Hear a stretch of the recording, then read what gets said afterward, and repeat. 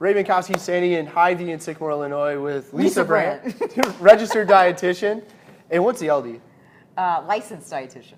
So why are they not the same? Because each state has their own licensure laws. So is that the Illinois one? To practice here in Illinois, I have to have a license. So I'm licensed. And the RD would cover you for other areas. Yeah, registered dietitian, nutritionist. That's like, countrywide. Recognized. The licensure. Each state has their own laws for that. So it means you're licensed in Illinois. Yes, correct. So if you're watching in Indiana, this doesn't apply. Right? No? Okay. It will still. I used to be licensed in Indiana. So. Look at that. Okay. All right. So we're going to talk about diabetes. I recently had somebody in my family, adolescent, diagnosed with type 1 diabetes. And anybody that's gone through that or has had that experience outside of somebody that has existed in Lisa's world, in maybe my kind of crazy dysfunctional world, things like macros and how many carbs and what is a carbohydrate and why does that matter, completely foreign in maybe initially a challenging situation. But Lisa, you deal with situations and individuals that are managing that all the time, and it's manageable, right? It's very manageable. And actually, most of us should eat that way as well, and we'd all be much healthier. So for those of you watching that are like, well, I don't have diabetes, this is for all of us. Right. And just by seeking out some additional information, maybe help from somebody like you at a Hy-Vee that is a registered dietitian, go a long way to making things easy in that house where there's diabetes. Right. Because it can be overwhelming at first, especially if it happens to your child, and you don't want to mess up, and you don't want something worse to happen if they've been in the hospital or something like that. So you're usually a little scared, but there's a lot. It's very manageable and very doable. But the secret comes down to kind of getting some of that education. And you'd mentioned who is a diabetes educator, like speaking to a certified diabetes educator, yes. And then having a conversation with an endocrinologist, which is basically hormone doctor. So we grabbed some foods because one of the challenges and questions that I got were, and again, if your household's not used to making healthier choices, some of these things are kind of foreign, and really, unless you deliberately go to the grocery store and seek them out, you're not going to have a cupboard, a fridge, or a cabinet full of them. Right. You could have a lot of things in your cupboards that's probably not the best choice.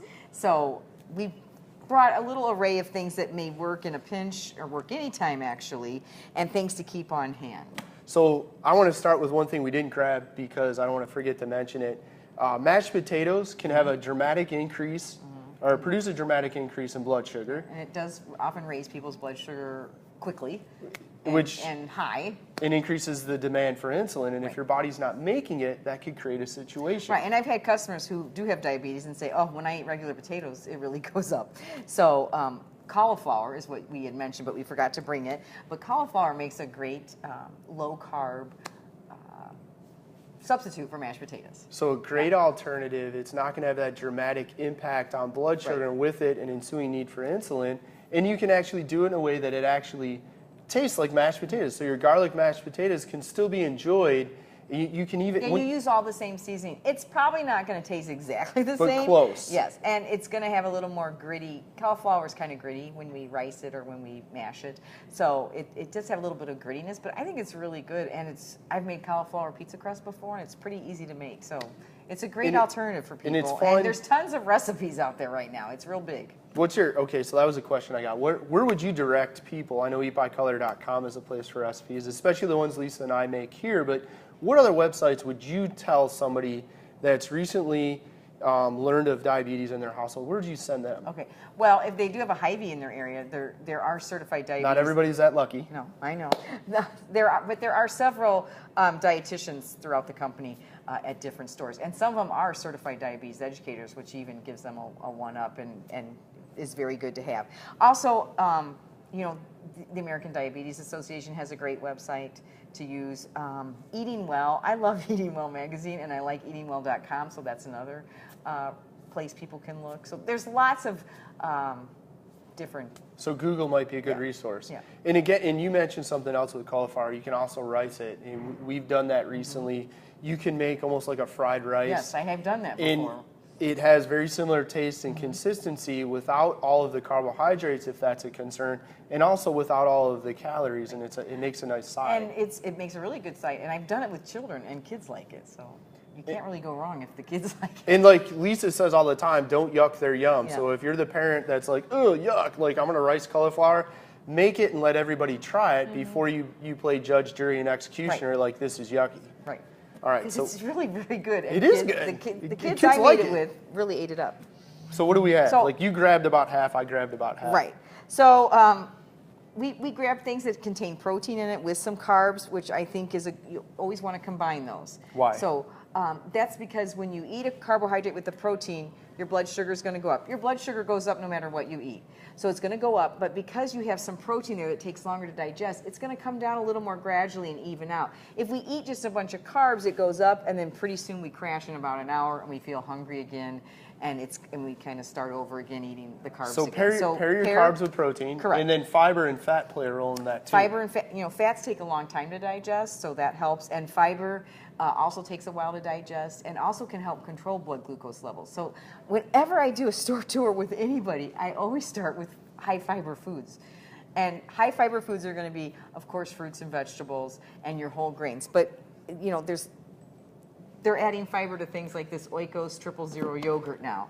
And you can find it in all kinds of products. And, oatmeal gets a bad rap because it's full of carbs, but it's also got It's full of fiber, though. It's got fiber in it, and if you throw chia seeds on top, now you've added more fiber, and you do some walnuts, now you're adding some protein and fat. So you can really make these things work. And you'd said, if I understood correctly, that if you're looking to count your carbs, so if you're counting macros or you're counting carbohydrates, whether you're in the crazy macro world or you're doing it to manage blood sugar, can you actually subtract out the fiber? You can.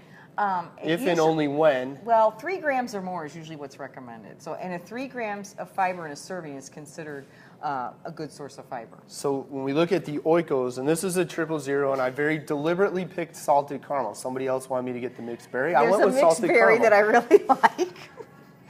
I picked the salted caramel because I wanted something that was sweet, dessert-like, that wouldn't be considered typical like fruit at the bottom yogurt. I also grabbed a strawberry light and fit, but. And I didn't even realize this, and Lisa actually sent me back out into the grocery store to forage for a 000 because this little container has 6 grams of fiber, which means at total carbohydrate count of 14, we could subtract 6 and arrive at 8. Right, and it's got 15 grams of protein, so it's a great source of protein. Now, carbs and protein together. Right. So that's a good choice. I picked Siggi's because I love Siggi's. And Siggi's, of all the yogurts, is fairly low in sugar. Now, this has 8 grams of sugar in it. 10 grams of protein, 9 total carbs. Okay, so most of that is from the sugar in there, but there is some fruit in there.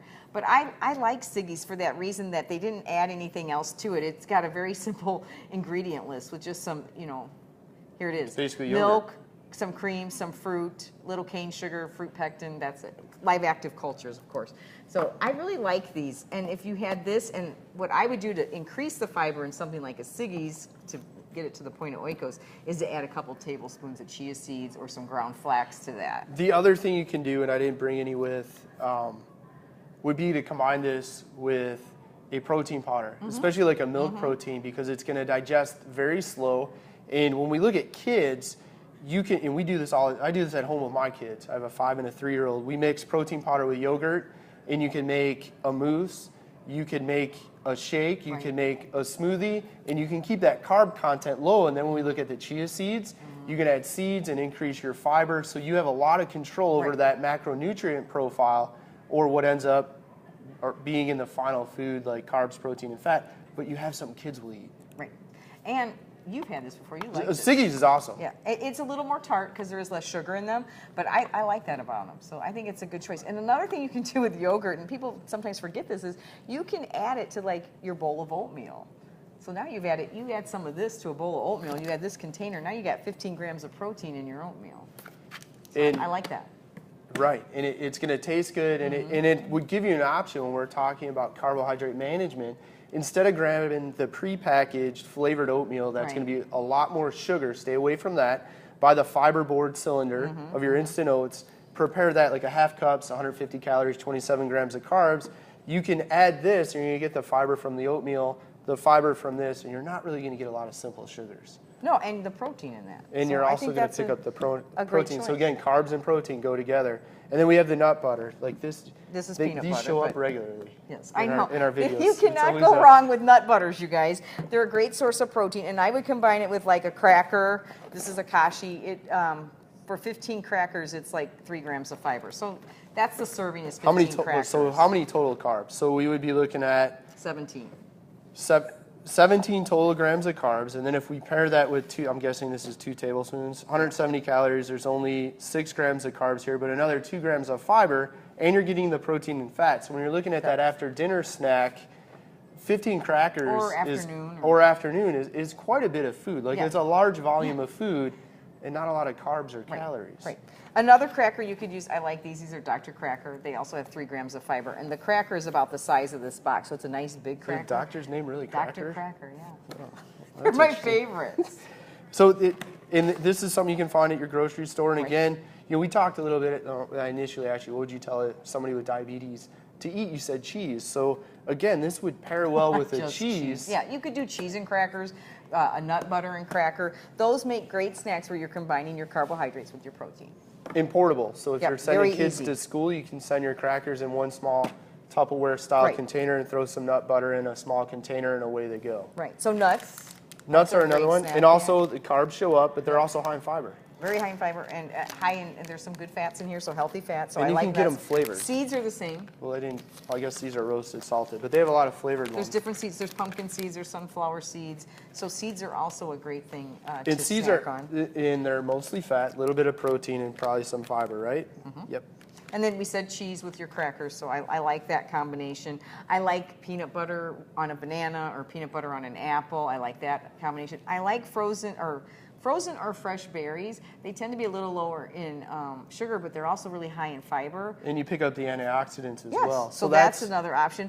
And I would throw those like in my oatmeal or have them as part of a snack, or you can add more fruit to your yogurt. So I would We something do a like lot. that. We'll do 2 scoops of vanilla protein powder, 1 or 2 tablespoons of heavy whipping cream. And right there, we're at like 320, 340 calories, probably only about 4 grams of carbohydrate, maybe 5. Then load it up with mixed berries and make it really thick, like a Dairy Queen Blizzard or a cement mix, or you can pick your chain ice cream place. That sounds good. It has a consistency like that, but you're going to get all the protein, very little sugar, simple sugars that have that dramatic impact on blood sugar. You can get all the fiber, the antioxidants, and it's going to digest slow. Right. And you can do it so it's portable. You can do it as breakfast. You can do it mid-morning, mid-afternoon, or after dinner while you're watching TV, doing homework before bed. And if somebody a lot of people like to eat carbs at breakfast, like in waffles or pancakes. Take some waffles, look for whole grain waffles, or there's different brands out there that have more fiber in them, and then spread some of that nut butter on it. That's like another option that's quick and easy. And we've talked about that before. You said with your kids you've done the high protein make waffles. them. Why or not make something. them yourself, right? Right, and, right. And then you Because there's control several what goes mixes in. out there that would work. And you can hit the bulk section like we have at Hy-Vee and get your chia seeds, maybe some Right. flax, and work that in. And then instead of using syrup, which again you can buy the sugar-free syrup, Right. But you today, can also use like a little agave. That works just as well. but there's still going to be carbs. There's some carbs in there, but Different glycemic index and load? Yes, it different has. We probably You're don't want to getting talk ahead of about us. that. It has a different it takes longer to cause a spike and digest. So what is the measure of that? Is it glycemic index? Yes. So the higher the glycemic index, what? the quicker that it causes a spike in glucose. And what about glycemic load? I don't know as much about glycemic. We won't loads. cover that one today. You're gonna have to save that for another day. We'll do that in another topic. So there are options out there. It sometimes is a matter of kind of taking a step back, catching your breath, relaxing a little bit, and then seeking out the advice of somebody that has worked, existed, or is a practicing professional like Lisa is. And we're lucky. She's right here at our grocery store. Thank you. She's available. I referred somebody last week that's got celiac disease. So you can sit down, have a conversation, walk the grocery store, and start learning what should come off the grocery store shelf and go into your cart. Because even though, like, when I looked out there, we were standing out there talking before we did the video, it's real easy to focus on just like the cheese balls, the crackers, and things like that. But with a little education, you start noticing that there really are a lot of good options in almost every aisle of the grocery store. And really easy portable options as well. Which I like the string cheese. All of the yogurts are like that. The Kind bar is like that. That's a low sugar one. It's a low sugar bar. 5 grams or less is what you want to look for sugar. content. And the gas stations have these. Like Yep, our they Hy-Vee do. gas station Right. has. And same with the Blue Diamond almonds. Quest and bar has we like forgot the Quest bar. 21 grams of protein. So again, Less than a protein with gram carbs. of sugar. It does use a sugar alcohol, but only 2 grams of erythritol. So And 14 grams of 14 fiber. grams of fiber. In the sugar alcohol, a lot of your diabetes-friendly food, you're going to find the sugar alcohols. They have 7 calories per gram, or approximately 7 calories per gram, but they don't have that impact on blood sugar. No, they don't. So It's this pretty is slow. if you're looking for that Oreo or that cookies and cream, it's not going It's to a be nice an exact option. replacement, but it's a nice option. It is, yeah. All right, well, thank you for tuning in. So don't forget, our class is coming up When is on that? soups. Is it on the 30th? It's on the 30th of January. Wait, what, we're doing soups? Yeah, remember? Yes, I do. I remember last video where we went. Yeah, I remember that. I forgot. So anyways, we're doing soups and a couple other things as well on January 30th at 6 o'clock here in the Hy-Vee Club Room here in Sycamore. In Sycamore, in the club room in front of the store. Right. And we hope to see you there. You're going to leave. Having learned how to cook, you'll get to sample some great meals, and you'll get an opportunity to enjoy our humor. Right. Thanks for tuning in. Or lack thereof. Or lack thereof.